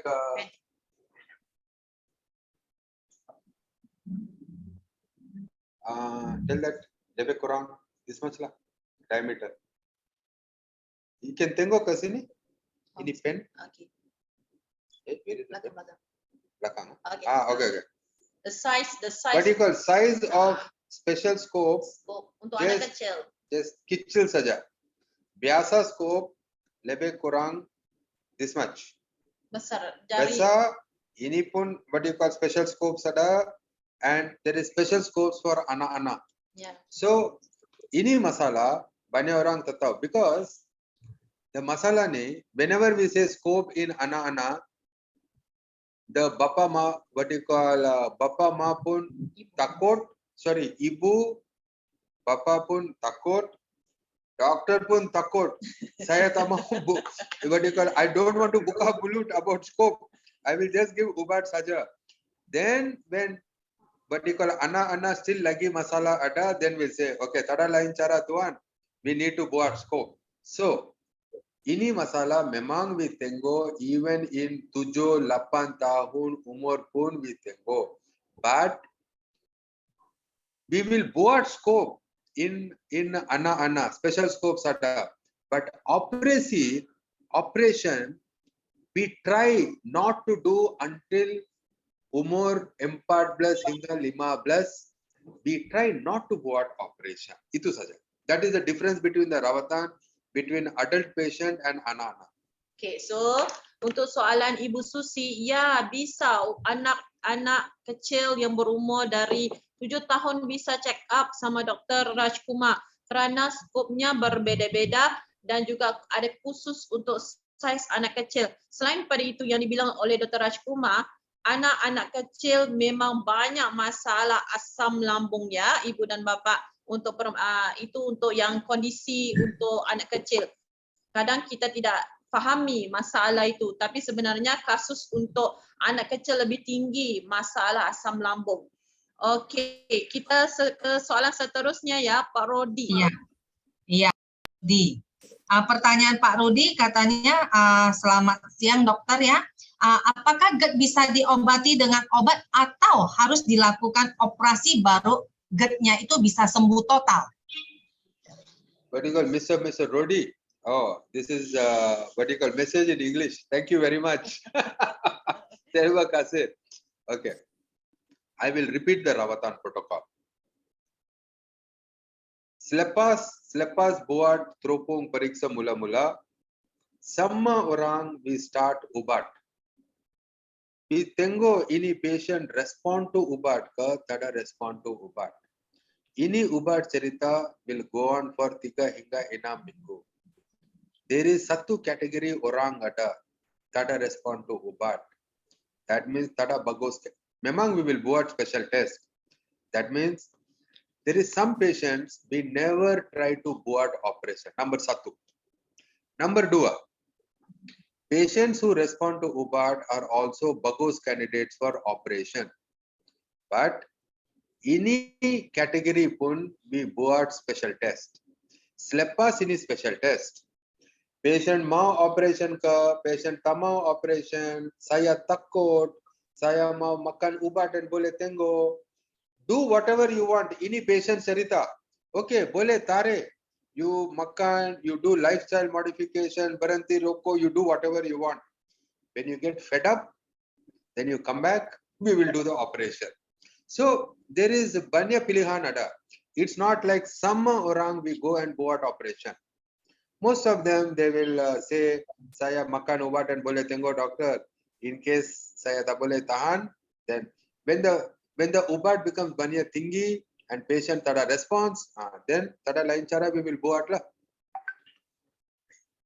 So, itu untuk soalan Pak Rodi ya. Okey, kita ke seterusnya Bu. Soalannya. Okey, bersama ya. Kita lanjut ya Ibu Aini ya dengan kita Bapak lanjut. Hansrinya. Dokter, bagian lambung kan tadi yang dia bilang termasuk bariatrik ya, itu untuk pembuangan bagian lambung ya. dan bagaimana recovery-nya, apakah butuh waktu berapa lama setelah ada dilakukan lambung yang dibuang itu, bagaimana recovery-nya, butuh waktu berapa lama untuk penyembuhannya.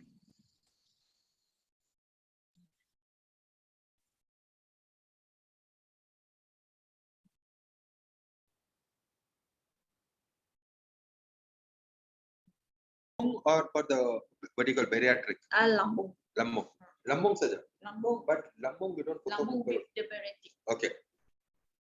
When you buat operation lambung saja, selepas operation at least 3 hari you duduk dalam hospital, what do you call rumah sakit lah. Pagi buat operation, by petang pukul 6 patient kan boleh minum. Okay. Then next 2 hari we jaga sakit, we give ubat ini sama. Lebih kurang 2-2,5 hari boleh balik rumah. Sorry, means can go out of rumah sakit. What do you call? Boleh keluar lah. Then minum, there is a special what do you call regimen. Patient for 12 hari only minum saja. Then start makan lembut, and then only what do you call start makan biasa. So out of the hospital 2-2,5 hari, then at least 2 minggu for recovery, because patient minum saja, then only start makan lembut ini sama kan. So it will take at least 2 minggu for total recovery. But in case patient buat biasa kerja, like office kerja, like a computer, what you call kerja saja, ini sama boleh buat. Only patient in case what you call kerja sikit kuat, tak boleh angkat berat ini sama, tak boleh lah. Biasa rumah kerja ini sama, cooking and all these things boleh buat. Now coming to the second operation, that is when you potong perut, when you do bariatric operation, ini pun lebih kurang sama saja, but 1 hari extra. So 2,5 hingga 3 hari selepas operation, patient duduk dalam hospital. Itu saja. Just 1/2 hari we jaga extra patient. Okay, and selepas operation recovery, full recovery for bariatric memang it will take 2 hingga 3 minggu, because patient tak boleh makan like biasa. Even operation lambung, patient tak boleh makan like biasa, he will makan sikit-sikit banyak kali, but in bariatric memang perut banyak kici saja. So banyak kici, so patient will feel sikit letih ini sama, by the time he can boleh minum, calorie sama balance kan. So it will take sikit time, but most of the kerja patient can boleh buat. Only thing is patient cannot buat anything what you call sikit kuat kerja ini sama tak boleh buat lah. Okay, so the recovery period is agak-agak sama saja, but sikit lambat in bariatric compared to what you call lambung. So ikut berbeza kondisi masalah rawatan operasi lambung ataupun sama bariatriknya, hanya berbeda tambahan 1 hari aja, dokter. Estimasi dalam total day berapa lama untuk dirawat inap In the hospital. ini? In the hospital. Yes. Total day in the hospital. Contoh hari ini what you call hari Sabtu, patient masuk on hari Jumat petang, hari ini buat operation, then hari Isnin petang boleh balik, or hari Selasa pagi boleh balik. So 3-3,5 hari lah. So 3 ke 4 hari lah, dokter, Sorry 4 hari sama. Itu dirawat inap. Langsung kalau pulang lebih kurang dalam 1 hingga 2 minggu ya, dokter. Untuk recovery process. Recovery process 2 minggu. Ya, untuk masalah lambung, operasi lambung sama bariatriknya. Oke, kita. Oke, harusnya udah jelas ya Bapak Hansin ya, bahwasanya melakukan rawatan inap untuk prosedur operasinya itu butuh 3-4 hari di rumah sakit, dan penyembuhannya, recovery-nya 2 minggu sampai 3 minggu itu dengan asupan makan yang mungkin minum dan yang mungkin makanan yang lembut ya, nggak boleh yang keras dulu itu ya. Nah, kita lanjut ke pertanyaan berikutnya ya Ibu Aini, ini dari pertanyaan Ibu Tata. Katanya, Dok, saya punya keluhan merasa sakit perut di sebelah kiri bagian tengah dan bagian ulu hati. Tapi dari hasil tes USG ternyata ditemukan fatty liver. Kalau dari gejalanya hanya mual dan sakit perut, apakah ini berkaitan dengan sakit lambung?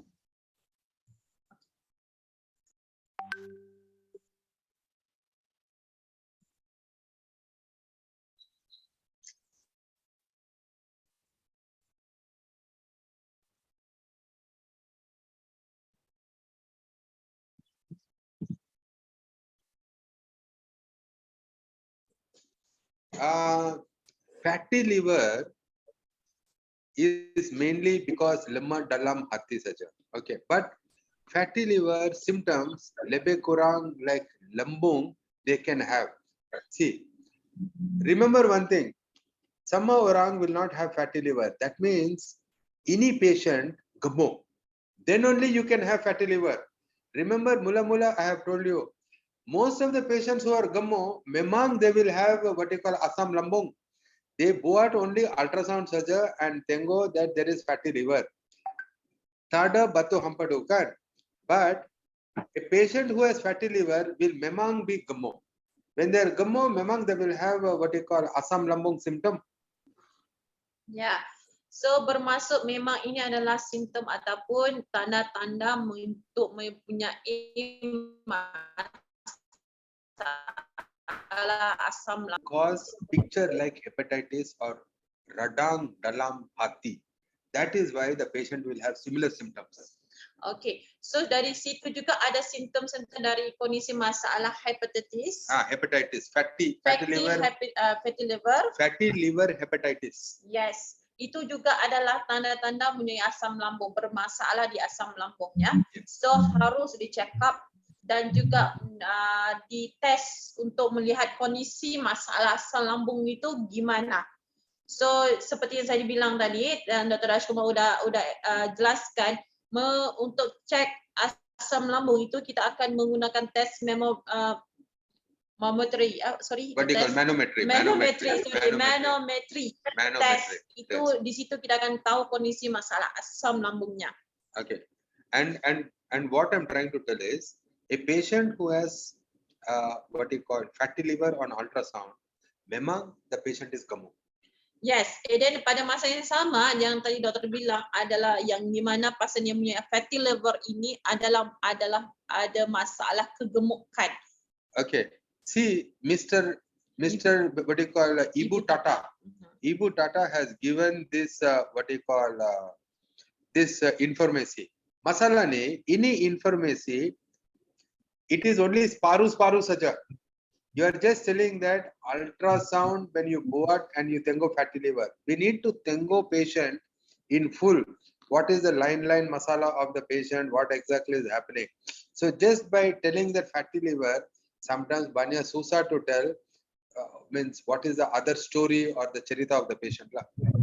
Okay. Ya Bu, kita udah jelas ya untuk Ibu Tata. So kita teruskan ke soalan yang seterusnya ya. Iya Ibu Aini, dengan Bapak Douglas ya. Dokter, saya mau bertanya. Kenapa kebetulan ini pertanyaan banyak ya. Nanti akan kita cut ya kalau karena waktu juga nanti nggak memungkinkan. Ya benar. Ya Ibu Aini, ini pertanyaannya, kenapa jika saya makan cabai atau santan, sehabis makan saya bisa bersendawa, nafas saya bau. Apakah ini berhubungan dengan penyakit lambung? Terima kasih dokter. Yes.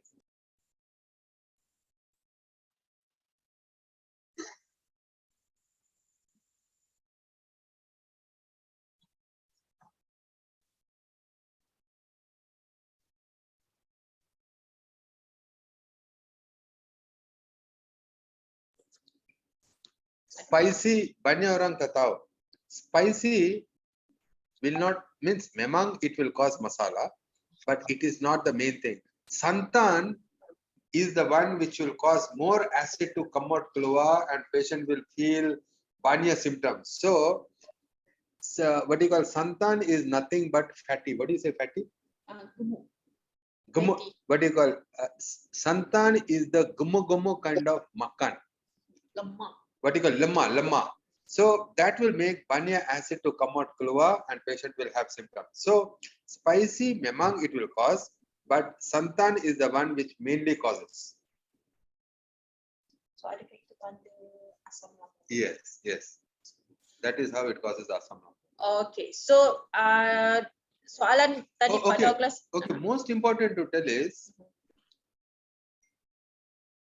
the makan will make the symptom lagi teruk, but the makan is not the punja or sabab of ini tempat buka. Ini tempat buka and perut naik atas dalam dada, it is mainly because of keturunan or because angkat berat or some other reason where that ulu hati angin pasang. So reflux is secondary to ulu hati angin pasang. So itu adalah tanda-tandanya, doktor. That's why makan will only make it thorough, but what you call that is not the main sabab or punja. Okay. So di situ juga adalah tanda-tanda juga kepada masalah asam lambung kerana selepas makan. Kerana tadi kan doktor bilang faktor-faktor pemakanan juga bisa meninggal kesan ataupun simptomnya lebih jelas ya.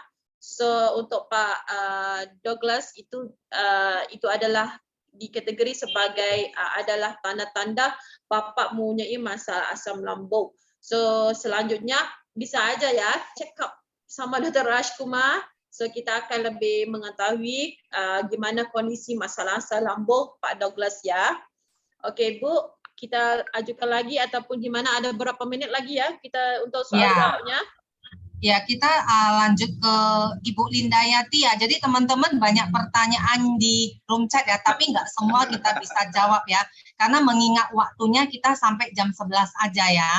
Saya punya teman ya, mempunyai pengalaman sakit lambung, tapi setelah makan obat seperti proton pump inhibitor, seperti obat penekan asam lambung seperti Nexium, Lansoprazol, tapi penyakit lambungnya itu makin lama makin parah dan akhirnya didiagnosa yeast overgrowth.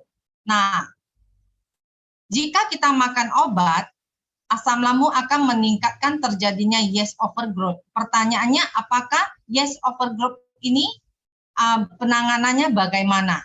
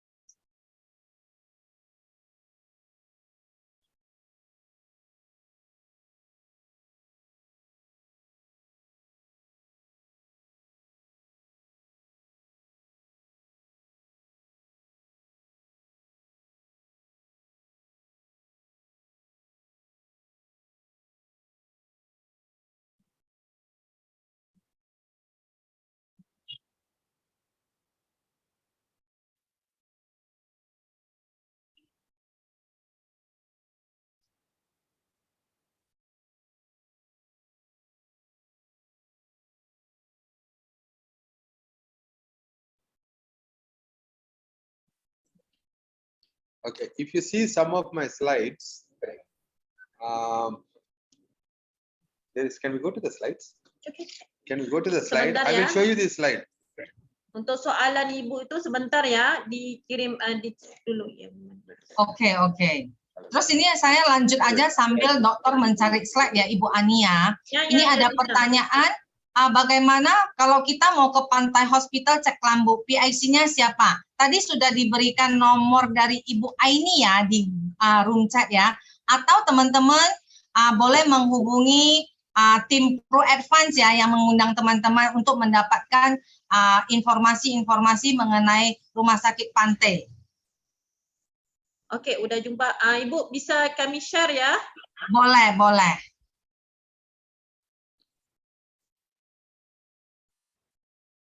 Oke. Nampak ya Bu?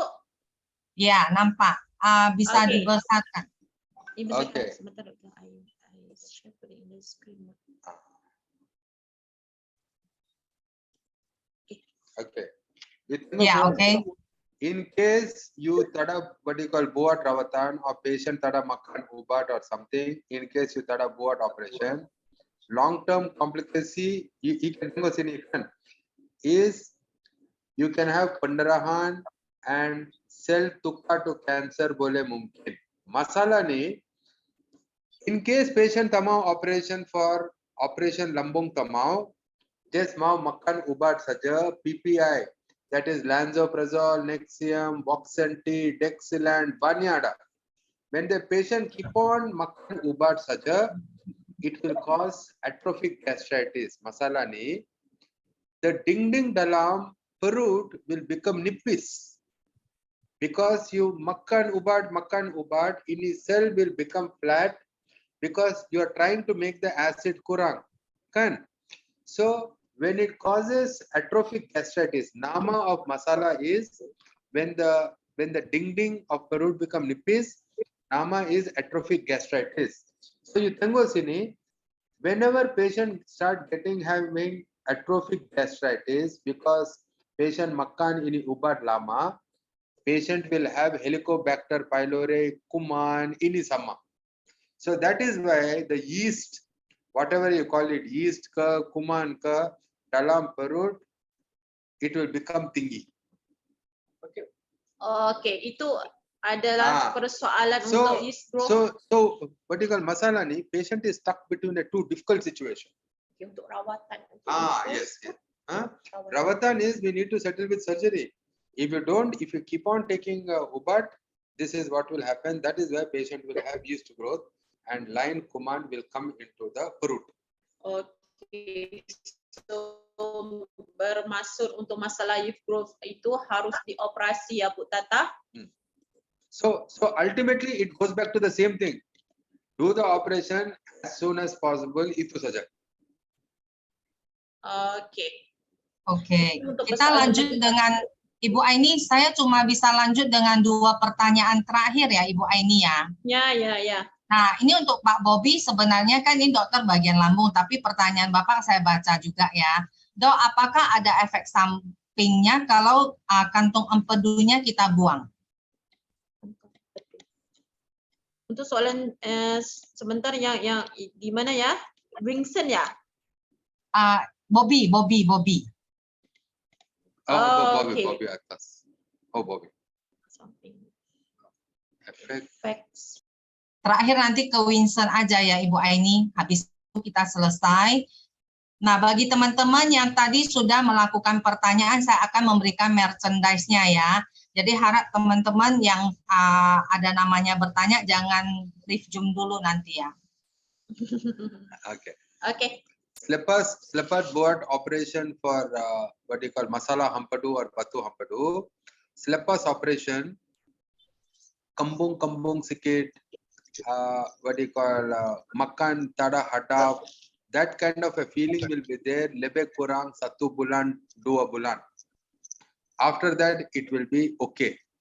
Saya istri pun tada hampadu for 10 tahun.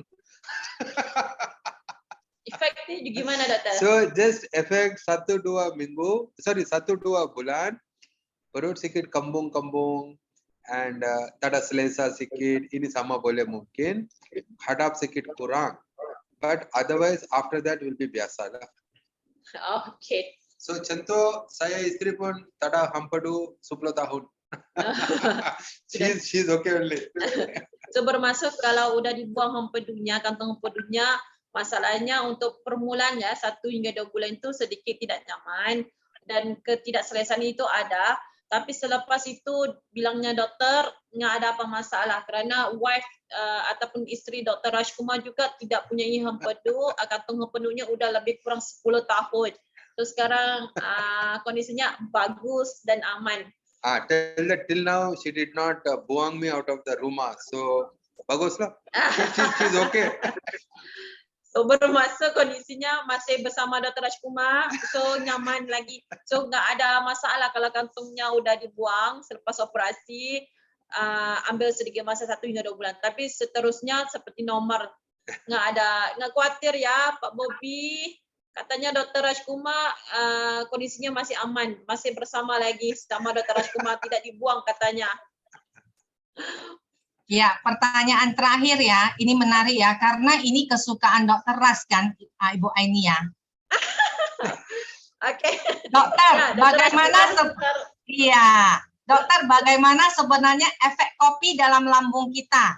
Mengingat banyak teman-teman yang berhenti minum kopi karena masa lambung, tapi setahu saya Dokter Ras rajanya kopi ya, Ibu Aini ya. Iya, rajanya tanpa kopi, tanpa Dr. Raj. Tiada kopi, tak ada Dr. Raj, dan kalau ada kopi, ada Dr. Raj. Paham ya? Iya, ini Oke. Bu Ani boleh tanya nggak? Ya, bisa terus saja langsung. Jadi begini Pak Dokter, saya Hendri, saya mau nanya. Berhubung saya pernah lambung kan, jadi endoskopi.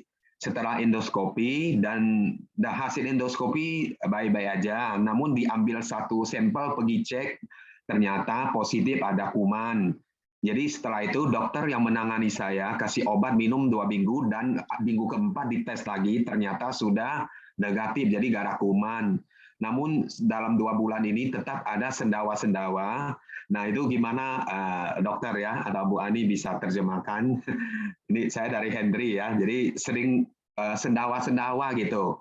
Siap makan kadang sendawa. Jadi langkah selanjutnya minta petunjuk dan saran dari dokter ya, Bu Ani ya. Oke, terima kasih ya Bu. Oke, terima kasih Pak Hendri. Kuman kalau kok US dollar kan Ahok.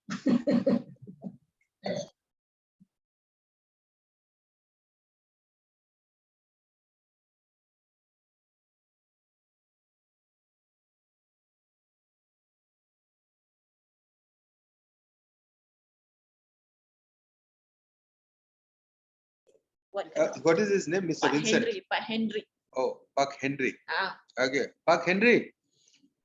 This is the problem I'm trying to tell you. You are not the first patient, or you are not the last patient. Memang banyak patients ada what you call like this. They will go at scope. They will makan ubat. I get patients in 3-4 tahun. At least minimum 5-6 kali they already bought scope with that line paka. Satu paka sama. They will bought like this scope, but actually the masala is lambung. That is why when you makan ubat, you feel sick, okay. When you berhenti ubat, again the masala will come back. So this is the exact thing I'm trying to tell. Yeah, Okay. that's all. itu yang disampaikan oleh Pak. That means it is very clear cut lambung masala saja. Itu bermaksud Pak Hendri ada masalah asam lambung. Itu yang dinyatakan oleh Dr. Rajkumar karena udah makan di diskop, kondisinya bagus pada awalnya, langsung selepas ambil minum obat, langsung ada lagi masalahnya, sendawa-sendawa itu coming ataupun ada sendawa semula. This is a common problem. Itu adalah masalah yang normal ataupun kebiasaannya simptom ataupun tanda-tanda Bapak Hendri punya masalah asam lambung. Okay. They will go to satu paka, they will buat satu scope, they'll give you satu dua jenis obat. Then patient tada bagus and again masala come back, they will buat sekali lagi, then they will tukar ubat or same ubat. Then patient sedih, then tamau tenggo ini pakar, then go to another pakar. Ini cerita lebih kurang biasa. Normal. This is what I come across. Okay, Pak Hendri. Okay, Pak Hendri faham ya?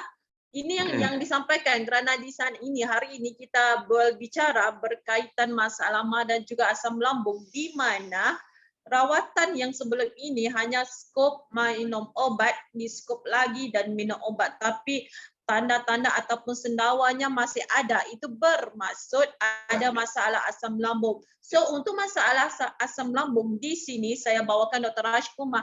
Dia adalah satu pakar yang bisa mengobati masalah asam lambung dengan teknik-teknik pengobatannya, seperti pertama kali harus didapatkan tes dahulu ataupun pemeriksaan bersama Dr. Rajkumar. Langsung selepas itu akan diulangi lagi untuk tes manometrik, di mana mau lihat kondisi asam lambungnya gimana, injapnya gimana. So selepas itu Dr.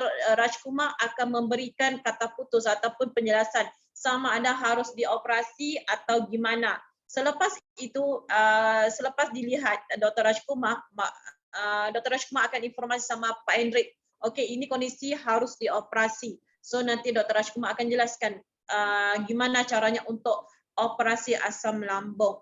Ya Ibu dan Bapa, ini adalah masalah asam lambung di mana common ataupun kebiasaannya diskop, udah diskop minum obat tidak baik-baik lagi, diulang lagi skop, diminum obat masih ada lagi. So itu adalah masa asam lambung. Masa asam lambung harus diobati ataupun dirawat, bukan hanya skop dan minum obat saja ya doktor. Yes.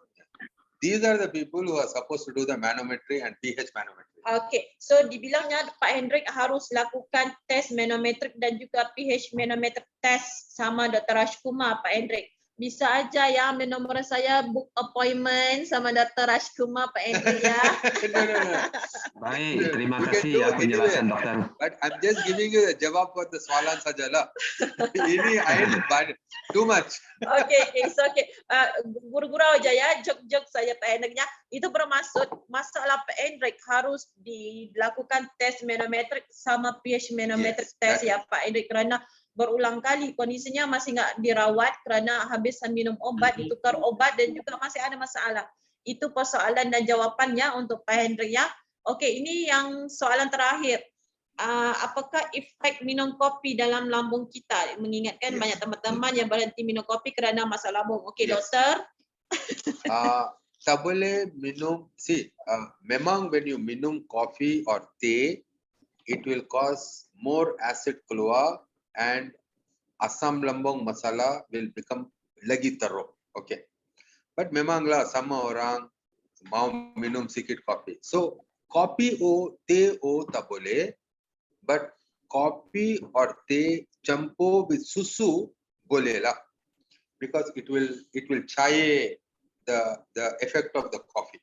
So bermaksud Pak Winston, Pak bisa minum kopi, tapi harus dicampur sama susu. Kerana doktor memang begitu, kopinya ada susu. So doktor tidak bisa minum kopi tanpa susu. Itu yang dibilang sama Dr. Rajkumar. Kondisinya bisa minum kopi bersama susu, tapi sebagusnya dielakkan minum kopi ataupun teh yang tiada susu ya doktor. Ya. So bisa aja minum kopi gurin esa. Okay, campur with just that condensed milk saja tak boleh. Susu means susu lah. Susu. Fresh milk. Yes, fresh milk. Yeah, susu.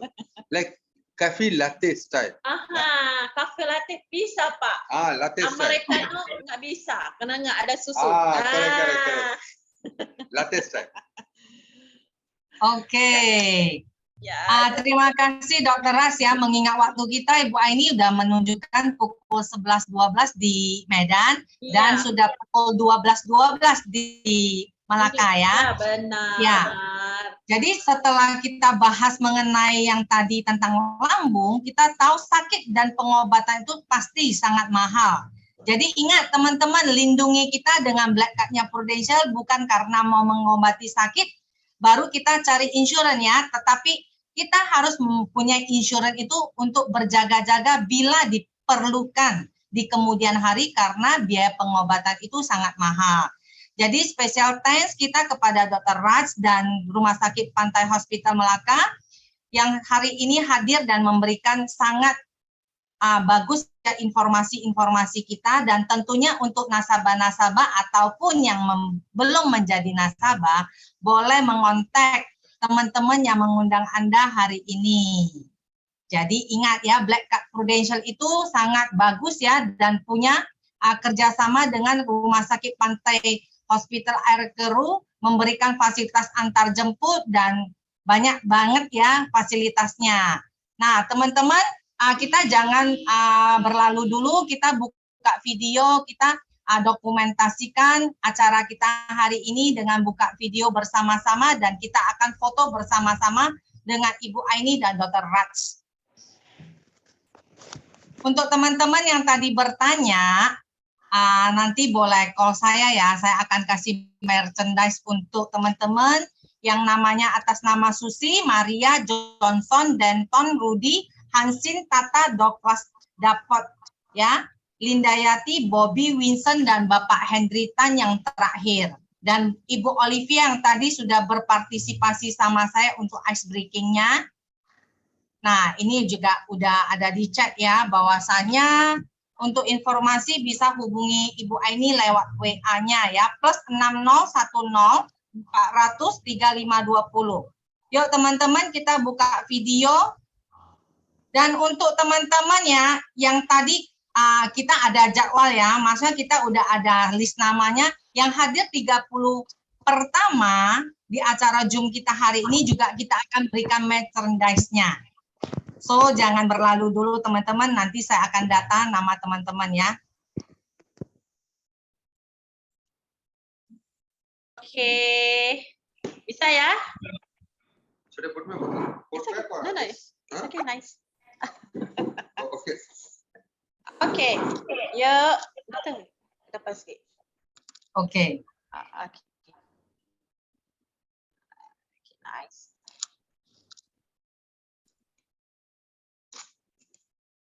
Oke.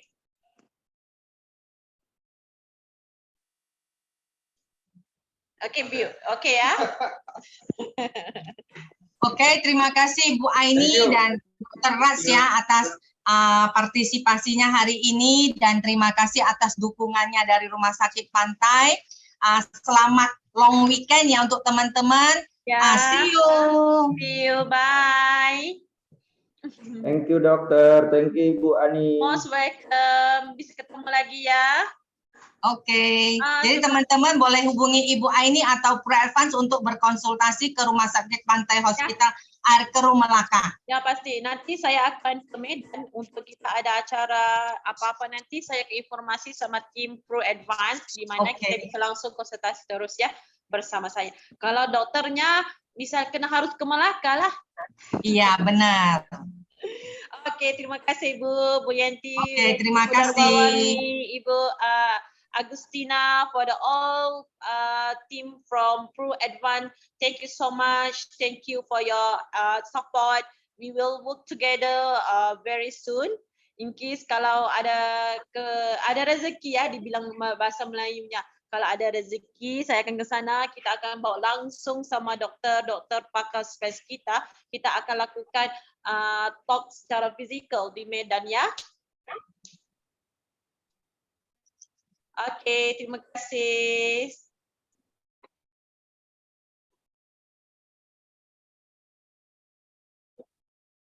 Oke, teman-teman, yang tadi saya bacakan ya namanya Susi, Maria, Johnson, Denton, Rudy, Hansin, Tata, Douglas, Lindayati, Bobby, Winston, Hendry Tan, dan Ci Olivia itu ya. Boleh cek saya ya. Nomor handphone saya ini, bentar, saya apa dulu.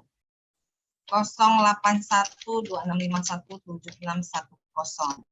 Ya, untuk peserta yang hadir 30 pertama itu nanti kita akan kontak ke teman-teman.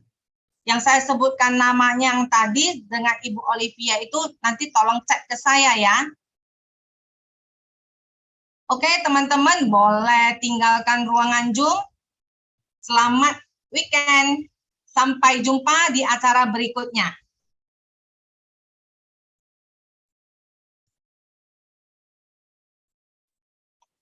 Teman-teman panitia, apakah kita masih mau foto bareng?